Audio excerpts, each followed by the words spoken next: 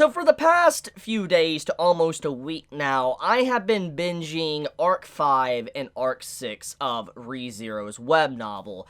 And just like a day ago, I officially caught up with ReZero's web novel, which means that now there is nothing more for me to read. I am fully caught up and finished Arc 6 on Chapter 90. And what a conclusion. But no spoilers here. I'll talk about spoilers later on in the video. But all I'm just going to say is, it's just like, for those that are anime onlys or those that are not caught up, I never would have believed that ReZero could get much darker and be still tasteful after the events of Arc 3 and Arc 4. I never would have believed that it could get darker. And once again, in a tasteful manner, because you can go a little bit overboard and just make it, edgy. That's stuff that does happen with series that try to be dark. It gets edgy. But, in fact, I believe Arc 6 took it to a whole other level and did such a good job with it. It's by far the best arc of the story so far. But on top of that, it made me confirm everything within my mind. And I have to say that Subaru might be my favorite character of all time, at least in, literature. I really think he might be my favorite, and I don't say this lightly, because my favorite character is Guts. Guts from Berserk. I love Guts so much. He's such a good freaking character, and I have said this many times over the years. And I know my opinion on my favorite character might change. For instance, Subaru might, in the upcoming weeks to maybe months or years from now, he might no longer sit as my favorite. But with everything, when just thinking about everything from Arc 6 and vividly thinking about it, I could vividly see the scenes animated within my head, even though there is no anime, which is just ridiculous to me. I don't know how many people have that type of imagination. But just everything that happened, Subaru is my favorite. The character development of him, I didn't think could go as far as it did, which is saying a lot, especially just after everything. But, okay, so basically, if you haven't caught on, this is a very spoiler-heavy video. If you are a anime only, all I'm gonna say is that this is the stuff in this video is going to be pertaining to stuff like, Season 3 and Season 4 type content. Yeah, you heard me, Season 4 potentially type content. So this is very far ahead, potentially many, many years in the future when we finally get maybe a Season 4 of ReZero. So, yeah, this is a very spoiler-heavy video, and I'm going to be talking about Arc 5 and Arc 6, and just picking out certain things that stand out to me. So, if you don't want to get spoiled, I do recommend you to leave the video now. However, if you do not care about spoilers, stick around. You might find something interesting that might make you fall in love with the ReZero even more than you already thought you were. So, let's dive right into it. Arc 5, very good change of pace. And I was very refreshed by that. It was so shocking to see an arc like Arc 5 that is very battle-orientated. Now, I've always talked about my feelings on dialogue-heavy to, battle stories and stuff like that. I've talked about I love stories that focus on the dialogue, character development, progression, get to see them interacting with each other, and it's something that ReZero has always done a fantastic job with. I think many, at this point in time, even if you're watching the anime, you agree that ReZero is fantastic with its dialogue and really having such a good story without the need of action whatsoever. And when there is action, it's engaging. You're like, whoa, this is kind of intense, but it's a different type of action. Arc 5 does something entirely different, and I think it was such a very experimental arc that I'm looking forward to seeing where the writer of ReZero goes with it further on within the story, because it was a nice experiment just to see how he could actually handle action.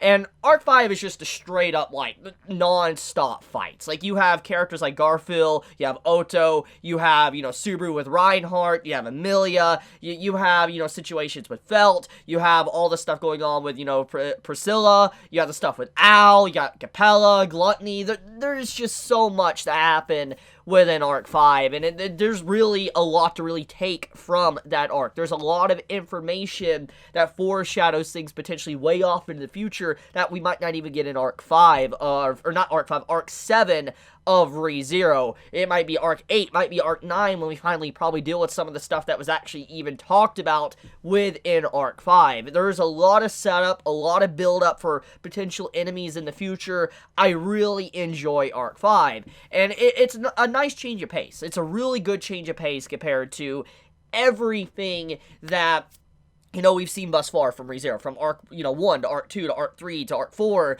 It's very different, and I appreciate just how little death there actually was in a battle-orientated arc. This is another thing that really shocked me. I believe, I could be miscalculating the amount of deaths, but I believe Subaru only died like 3 times within Arc 5, and that's honestly unheard of, like, especially for a giant arc like Arc 5.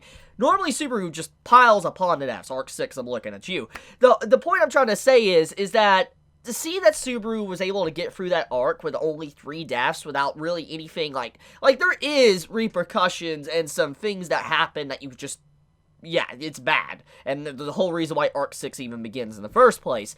But in terms of full-on death, there really isn't that. And I do, once again, appreciate the change. That Subaru wasn't heavily relying on return by death in Arc 5. It showed his character development from Arc 4, that he wants to make his life count. He doesn't want to overly rely on return by death. He doesn't think of it as a full-on curse anymore, but he doesn't want to rely on it for every single thing. He wants to be able to accomplish things with his allies, accomplish things with his friends. He wants to be able to do that, and Arc 5 is a good showcase of just Subaru's character development that he received from Arc 4, but not just Arc 4, but Arc 3, 2, and 1. It just shows how much he's matured as a person, but there is one fundamental thing that's showcased throughout that entire arc, which is addressed within Arc 6, and that is Subaru doesn't have confidence in himself. He constantly degrades himself. He constantly puts himself down, saying he's worthless, he's useless, and honestly, it makes a lot of sense why he would think this. That's what the entire story basically shoved in Subaru's face since literally the first episode or first chapter of the series. It's shoved in Subaru's face. He's worthless. Like, yeah, he has return by death, but even then, he can't fight, he can't do anything. There's just so many other people that do so many things better than him, and so he always has this lack of self-worth. It's something that he's carried with him ever really since the beginning of the story, and it got even worse after Arc 3 when, he finally stepped up to the plate to not give up, but he started to realize his worthlessness, and it got a lot worse throughout the journey, and Arc 4 kind of made it a little bit more worse, and Arc 5 also shows that weakness of Subaru, shows the flaws still within his character, but at the same time, he still steps up to the plate. He doesn't rely on return by death, and he does manage to overcome a situation that honestly is ridiculous. Like, there was so many archbishops, sin archbishops within Arc 5. Like, you had all of Gluttony, you had Wrath, you had, Greed, which, holy crap, Regulus, and then you had, Lust as well, and then, that's basically all. There's a lot of sin archbishops that are within Arc 5, and they're all their own special nutcase. Like, it's ridiculous just how crazy they are, and they're different, like, personality traits. It's very different from what we got to see from Sloth, from Arc, 3, and just, I have to say, seeing Subaru overcome that situation with very minimal, like, fatalities, gotta say, pretty impressive.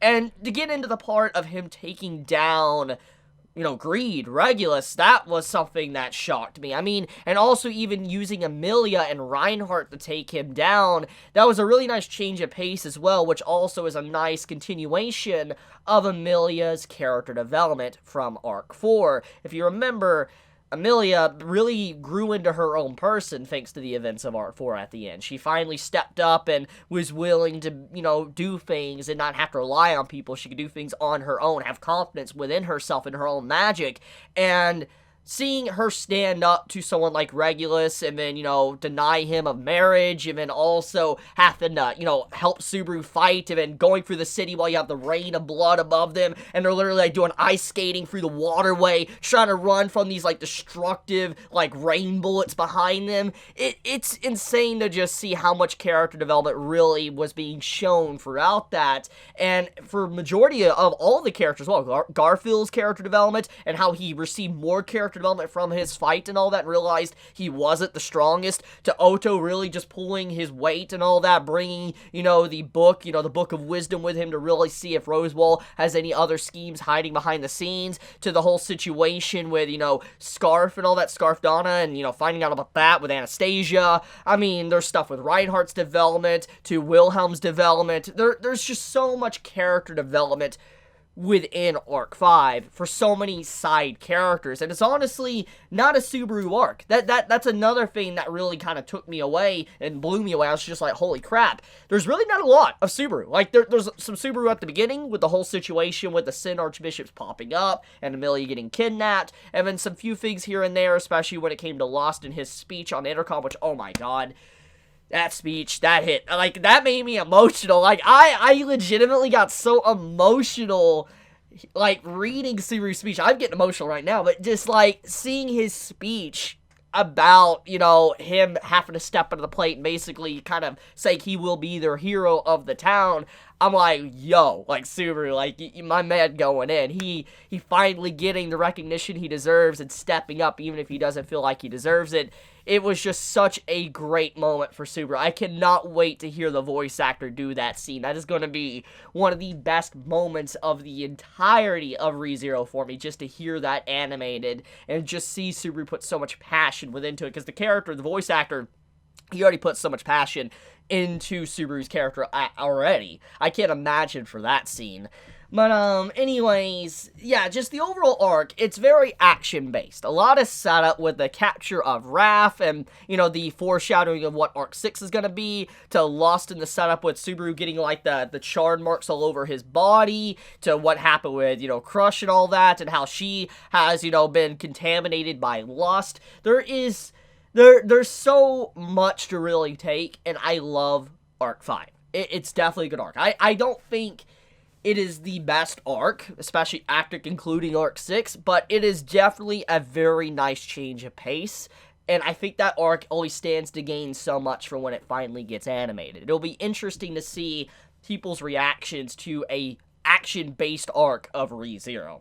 It's going to be exciting, and especially getting to see Reinhardt finally step up and actually do something, and people get to see the full might of that scary man. Oh my goodness.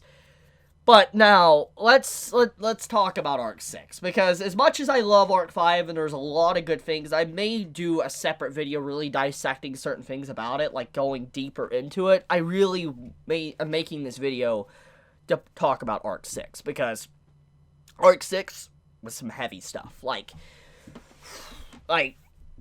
all I'm gonna say is that I had to stop, like, reading for a bit after, like, chapter 14 to 16, and just sit there and lay in my bed looking at my ceiling for, like, 30 minutes, because of just what chapter 14 through 16 the web novel actually had, which also, by the way, I've yet to do it. Shout-outs to Witch Cult's translation for, translating Arc 6, Arc 5, and all that in the previous arcs. So, shout-outs to them. They're a really good team, and I'm very appreciative of them going out of their way to really give a translation to ReZero. I know they're potentially doing it for free, so because of that, just shout-outs to them. They really do deserve it. I'll actually even link, their site in the description if you want to read the series yourself. But, yeah, just shout-outs to them.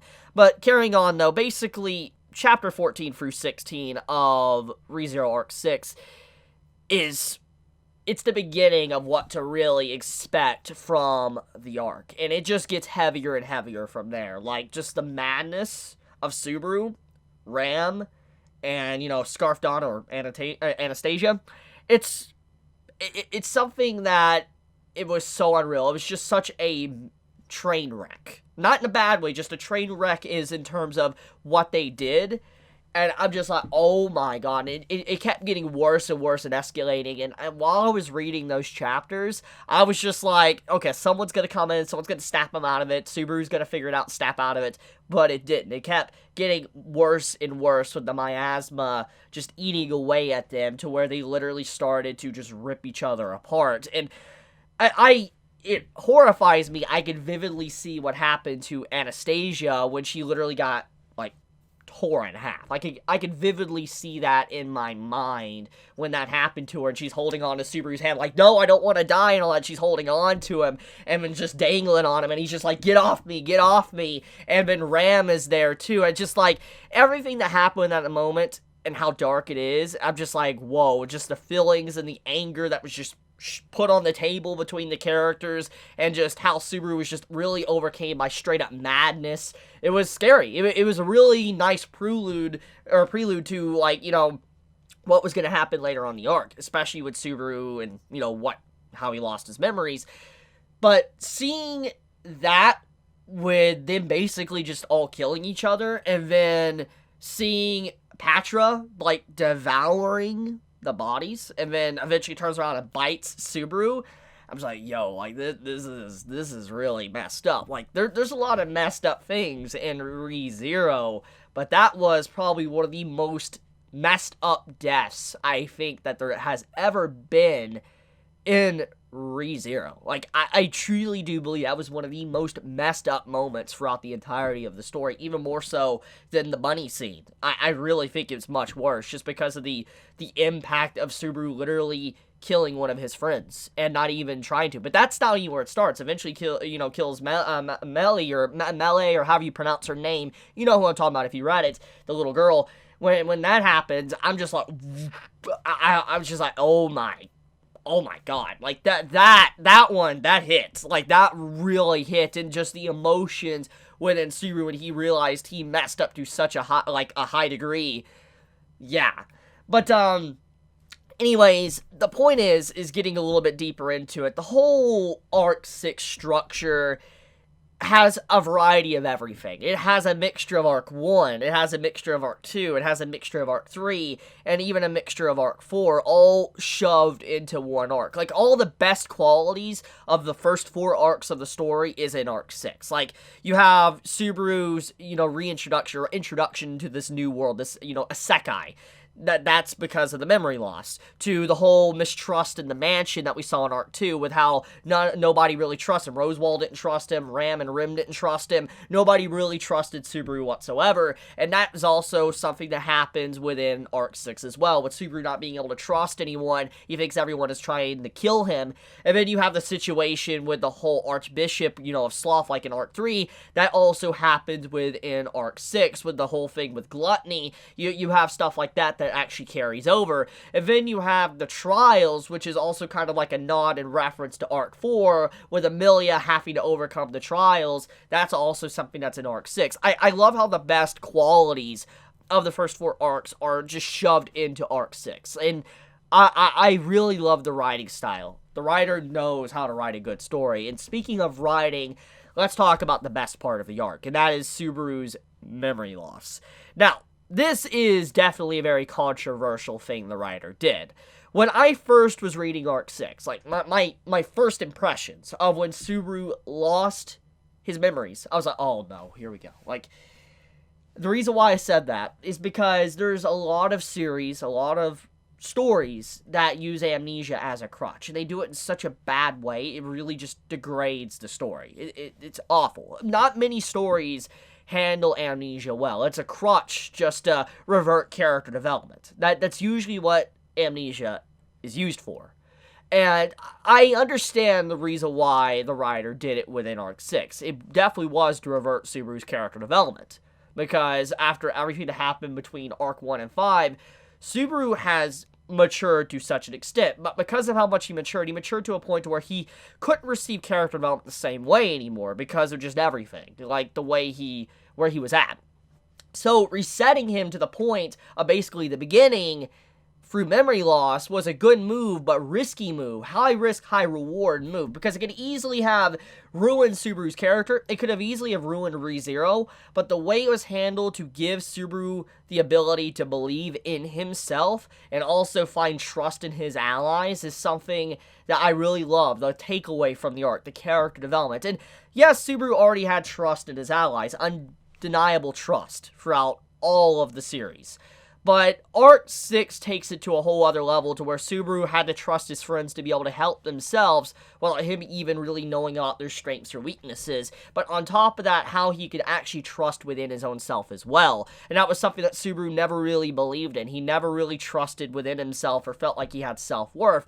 And when he got his amnesia, and he is just like constantly putting Natsuki Subaru, you know, the original that we know from Arc 1 through 5 on this pedestal, it makes you think like Subaru wasn't like that. He wasn't some godly hero. He didn't have this hidden power. He just had tenacity. He never gave up. But obviously the Subaru that lost his memories had no idea about this, and no one could really reassure him on that regardless of what they said and the way they constantly looked like they wanted the old Subaru back. Subaru always felt like he was an inferior version of his old self, and he always felt like he lacked self-worth, very similar to how he's been throughout the series. But he put his old self on such a high pedestal, he's just like, what were you? Are you really even me? Because you just seem like this hero, this godlike figure, but I'm definitely not that. And when he finally does get his memories back, this is where his character development just elevates to a whole other level. He finally overcomes one of the fundamental problems he had ever since the end of Arc 3, and that is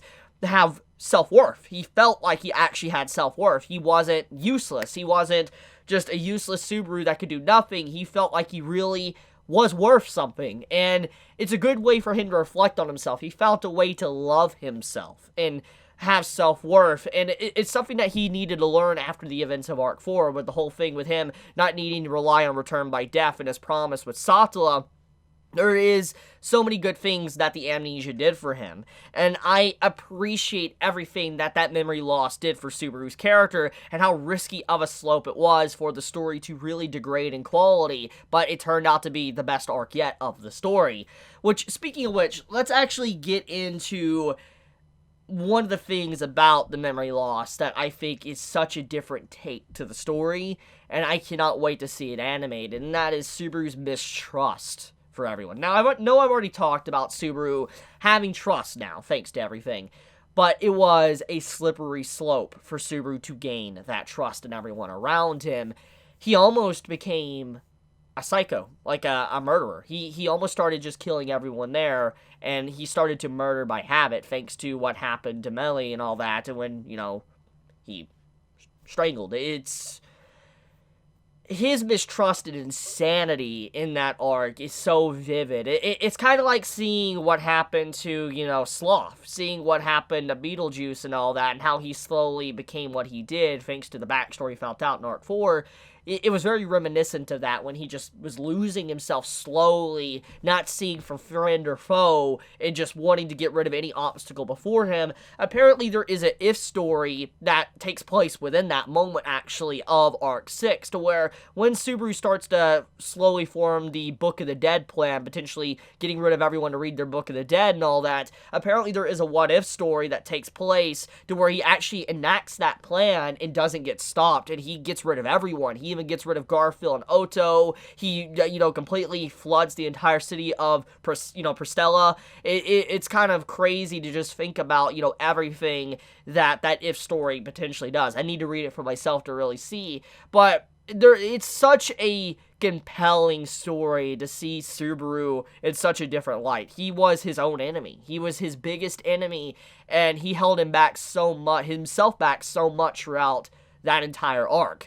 And also, the situation with Gluttony, you know, Lewis actually manipulating him and putting her own witch factor on him is something that's also very stunning. And it was such a good way to implement Gluttony, and that made sense. And I'm proud of the way that was done as well. It was such a shock. I did not expect that at all, because when the events happened and Subaru was just sketching into his arm, like, oh, Natsuki Subaru is here, I'm just like, that's kind of creepy. I'm like, what's really going on here? Because we all know that Subaru isn't that individual, and majority of that arc, of that moment, it makes you think it's, you know, Flugel, you know, the Sage. It makes you think it's the Sage, or it makes you think it's Shala, or it makes you think that it's, you know, something else going on. He read a book, and that personality really just got integrated into his mind, like maybe Reed, and I'm just like, it's definitely not Subaru. And I was just like, what is it? But when he actually saw Gluttony, that was the true shocking moment of the entirety of the story, and the way it's implemented is such a good way. I'm just like, whoa. It's incredible. But anyways, that gets into the next point to talk about, Gluttony. So Gluttony, she and he's, you know, they appeared, and Subaru kind of took most of them down. Most, as in, there's 3 Gluttonies. I mean, you have Roy, Lay, I mean, you know, Lewis and all that, and the whole dynamic deserves its own video, and I think I want to make a separate video to really dive into Gluttony, so I'm not going to really get too much into it. However, obviously Gluttony is such a huge topic because it's pertained to Rim. You know, with Rim losing herself, everybody forgetting about her. And it was such a interesting thing that was happening throughout the arc, because you're wondering, is Rim going to come back this arc? And as the arc progressed, eventually I got to that emotion where it wasn't happening, because with Subaru's declaration to Lewis within that, you know, spiritual realm in the Hall of, you know, Memories, I felt like it wasn't going to happen this arc. It was going to happen maybe later on, because she wasn't going to give up those memories. But then all of a sudden, everybody remembers Amelia, but then hope is shattered right after that, because nobody really remembers Julius. And nobody remembers Rim, so I'm just like, okay, that's sad. But then all of a sudden, you see at the final chapter, chapter 90 of Arc 6, Rim wakes up, but without any of her memories. And I'm just like, wait, is this happening? Like, I legitimately started to cry. Like, I did. I get emotional thinking about it right now. But I legitimately started to cry. I was like, holy crap, after all the hell and bloodshed that Subaru put himself through ever since the end of Arc 3, Rim wakes up, and it's obviously not a perfect, you know, thing. Like, she doesn't remember everything. She has no memories, but even then, she is awake now. She isn't just a sleeping beauty, and it's such a great conclusion to the arc to have that. It's on such a massive cliffhanger, because now Subaru has someone that has no idea who they are, and he knows how that feels, because look what happened with, you know, the whole arc. You know, he lost his self, his memories. So I do wonder if there's going to be a state of mistrust in arc, like, 7. I wonder if Rim is not going to really trust him, but we'll see where that goes. But I do wonder exactly what happened for Rim to finally wake up. Obviously, I believe it has something to do with Lewis and her appearing in the green room towards the end, and I still got to figure out what was really going on there. There's really a lot to think about when it comes to, you know, Lewis, because it's obviously hinted that Lewis is the green room. She is that helpful spirit within the green room. That's definitely what that final moment of Arc 6 kind of tried to nod at. That Lewis was that healing spirit, which is just such a shock, because, you know, Lewis is Gluttony and definitely doesn't have that type of personality at all to really give and help people. So it just makes you wonder, okay, what's going on here? Why is Lewis potentially the spirit and appears, obviously has no mind, just like, what's going on? And that's another thing. Lewis being like she is, basically with no mind, there's 2 ways to take that. First is that Lewis is the Lewis that Subaru royally messed up. And because of how broken Lewis became, thanks to really getting the experience returned by death for her own self, it resulted in, you know, her to just break down and lose everything. She lost her own sense of self entirely. And because of the events of what happened with the original Gluttony, that whatever witch factor that was attached maybe just seeped out of Subaru and fell to the ground. That something like that potentially happened. But if it's not that, that would mean that maybe the original body of Lewis is actually the green room, and there's 2 separate. You have the actual spirit or the soul that was stuck in the halls of memories, but the body is actually within the green room. 2 separate entities entirely. So something like that is definitely going on. But regardless, Rim awoke. And I cannot wait to see where Arc 7 actually takes place because of all this. It's not something, I don't know if I'm ready. Like, I really wonder. I have a feeling it's not really going to be a Subaru-centered arc as well for Arc 7. I don't know. Something about Arc 7 is giving me that vibe that it's mainly going to be about Amelia and everyone else trying to figure out where Subaru went. And it's very clear by the teleportation that happened to Subaru that he most likely might be near the edge of the Great Waterfalls, the Great Cascade. I feel like that's kind of what's being hinted at, that he was teleported basically to the edge of the world. And I feel like people are going to probably have to figure out, like, you know, Amelia and all of them are going to have to figure out how to really get Subaru back. And I feel like, you know, Beatrice is going to be able to sense Subaru because, you know, they have that spiritual link, even though Subaru Subaru can't see it, I feel like Beatrice is, you know, going to feel Subaru's alive, and she's going to probably try to figure out and follow it to where he's at. Something like that's going to happen. Which, speaking of which, the reason Subaru probably got there is thanks to Volcania, or Volcanica, that's how you say it, Volcanica. You know, I believe the Divine Dragon is actually who teleported Subaru. I mean, it's kind of makes sense, I mean, with everything that happened, but the question is, why was he teleported there? But on top of that, why did Sato, or at the very least the Witch of Envy, appear? It's obviously something to pertain to, you know, Lewis and, you know, her appearing. I feel like soon as Lewis appeared, it's kind of weird that the Witch of Envy attacked in that moment. Because we know the only reason why the Witch of Envy attacks is when, you know, the secret of Return by Death is leaked. And we know Lewis got that secret. Even if her memories are shattered, the Witch of Envy knows. So I feel like that does hit that maybe Lewis is really actually Lewis, the gluttony Lewis.